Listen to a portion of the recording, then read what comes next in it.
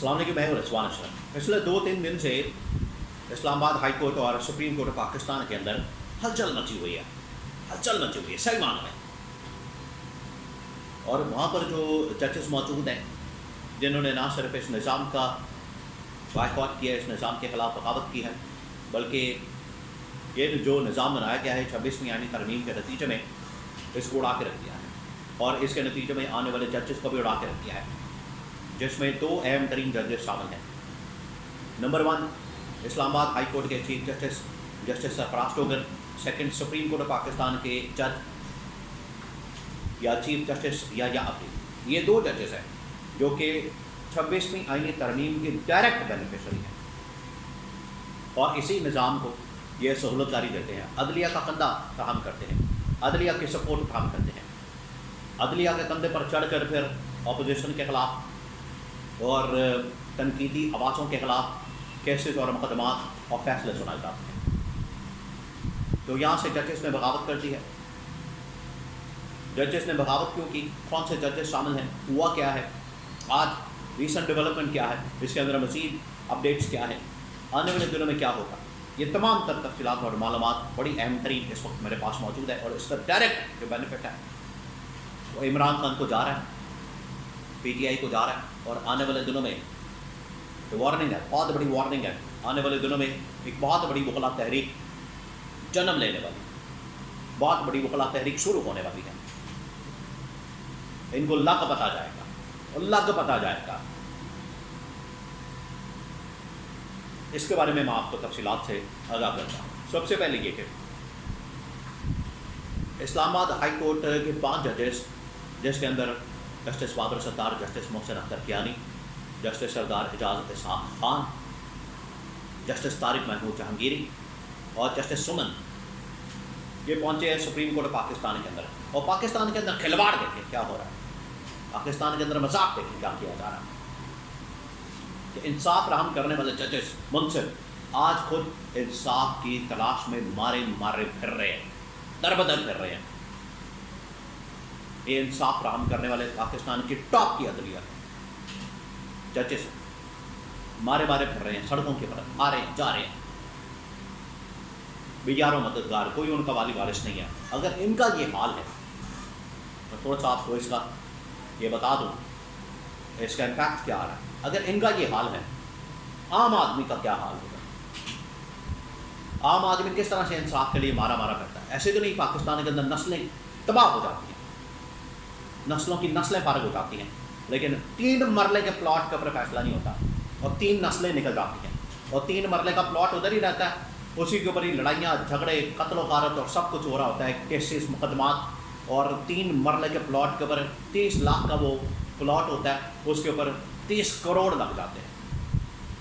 یہ ہے پاکستان کا نظام عدلیہ کا، انصاف کا، جس کو عمران خان بدلنا چاہتا تھا، لیکن اسٹیٹس کو کی طاقتوں نے، جاگیرداروں نے، بٹیروں نے، سیاستدانوں نے، اسٹیٹس کو کے بینیفیشریز نے، مفاد پرستوں نے عمران خان کے راستے میں رکاوٹ پیدا کی کہ اگر یہ نظام کو بدل دے گا، نظام انصاف کو بدل دے گا تو ہماری طاقت کمزور ہو جائے گی۔ اب یہ 5 ججز نے اسٹینڈ لیا، انہوں نے جرأت کی، ہمت کی، اور یہ انصاف لینے کے لیے پہنچ گئے ہیں سپریم کورٹ پاکستان میں۔ انہوں نے اصل میں بغاوت کی ہے اسلام آباد ہائی کورٹ کے چیف جسٹس سرفراز ٹوگر کے خلاف، اور یہ پہنچ گئے ہیں سپریم کورٹ پاکستان میں چیف جسٹس کے سامنے، اور ان کے سامنے پٹیشن ڈال دی ہے کہ ہمیں انصاف فراہم کیا جائے۔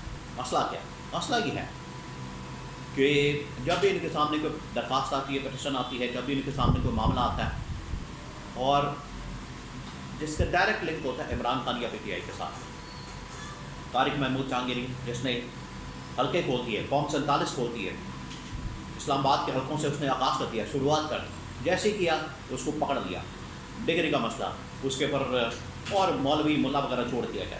جسٹس بابر ستار آئین اور قانون کی بالادستی اور حکمرانی کی بات کرنے والے، اسی طرح سے جسٹس سردار اعجاز اسحاق، جسٹس محسن اختر کیانی جو کہ عدلیہ کے اندر اسٹیبلشمنٹ کی مداخلت کے خلاف، اور سمن، جسٹس سمن، اسی طرح سے مضبوط آواز، یہ 5 ججز انہوں نے پہلے بھی خطوط کے ذریعے سے اس معاملے سے متعلق آگاہ کیا کہ ہمارے اوپر پریشر آتا ہے، ہمارے اوپر دباؤ آتا ہے، ہمیں پریشرائز کیا جاتا ہے، اپنی مرضی کے فیصلے لینے کے لیے ہمیں دباؤ میں ڈالا جاتا ہے، لیکن ہم فیصلے کریں گے آئین اور قانون کے مطابق، اپنے میرٹ کے مطابق۔ یہ اب پہنچ گئے ہیں سپریم کورٹ کے اندر کہ یہ جو یہاں پر مینجمنٹ ہو رہی ہے، اندر یہ جو مینوورنگ کی جاتی ہے، اندر یہ جو ججز کو کنٹرول کرنے کی سازش کی جاتی ہے، یہ جو ساری منصوبہ بندی کی جاتی ہے، اس کا نوٹس لیا جائے، ہماری سنوائی کی جائے، ہمارا کیس سنا جائے، اور یہ جو سارا کچھ حربے کنڈے استعمال کیے جاتے ہیں ہمارے خلاف، ان کو روکا جائے۔ یہ اصل میں استدعا ہے، یہ اصل میں درخواست ہے، یہ اصل میں کی اپلیکیشن ہے، جس کو لے کر یہ پہنچے ہیں سپریم کورٹ آف پاکستان میں۔ اب عدلیہ کے نظام کا ایک بہت بڑا امتحان ہے، نہ صرف اسلام آباد ہائی کورٹ کا، اس کی کریڈیبلٹی اسٹیک پہ لگ چکی ہے، اسٹیک پہ سپریم کورٹ آف پاکستان کی کریڈیبلٹی بھی اسٹیک پہ لگ چکی ہے۔ یہ پاکستان کے 2 ریاست کے سب سے بڑے ادارے، عدلیہ کے، نظام انصاف کے، اور سپریم کورٹ آف پاکستان کے اندر بھی چیف جسٹس یحییٰ فریدی کی جو کریڈیبلٹی ہے یا ان کی جو پوزیشن ہے وہ بھی اسٹیک پہ لگ چکی ہے۔ اب یہ ان کے اوپر ڈپینڈ کرتا ہے کہ یہ آئین اور قانون کے ساتھ کھڑے ہوتے ہیں، انصاف کے ساتھ کھڑے ہوتے ہیں، تو ٹھیک ہے، پھر میرٹ کے اوپر فیصلہ کریں اور سنوائی کریں۔ اور اگر یہ انصاف کے ساتھ کھڑے نہیں ہوتے، میرٹ کے اوپر فیصلہ نہیں کرتے، اور ان ججز کی سنوائی نہیں ہوتی، تو پھر کیا ہونے والا؟ اب وہ میں آپ کو بتاتا ہوں۔ پھر ہوگا یہ کہ وکلاء بالکل تیار ہو چکے ہیں، وکلاء نے تیاری کر لی ہے ایک اور وکلاء تحریک کے لیے، ججز کی حمایت میں، ججز کی سپورٹ میں، اور سب سے بڑھ کر عدلیہ کی آزادی کے لیے۔ عدلیہ اس وقت لاچار ہے، غلام بن چکی ہے، لونڈی بن چکی ہے، بالکل غلام بنا دی گئی ہے، اور ان کے گھر کی لونڈی بنا دی گئی ہے، اپنی مرضی سے یہ انصاف کو چلا رہے ہیں۔ آپ کو پتہ ہی ہے یہ شریف خاندان، زرداری خاندان، ان کی کالیں، آڈیو کالیں مشہور ہیں ججز کے ساتھ، کانورسیشن، ہاں جی میاں صاحب کہڑا کیس ہے دسو، میاں صاحب وہ اے کیس کے اندر اے سزا سنانی، اے سزا سنانی، اینو انج ٹنگ دو، اینو انج پھڑ لو، یہ خلاف ہے فیصلہ، یہ خلاف ہے فیصلہ، ریکارڈنگ آڈیو ریکارڈ پر موجود ہے۔ یہ ہے ان کی بیک گراؤنڈ۔ تو اگر اس طرح سے کریں گے، اپنی مرضی کے ججز، اپنی مرضی کے فیصلے، اپنی مرضی کا آئین اور قانون، تو پھر وکلاء تحریک اس کے لیے تیار ہو۔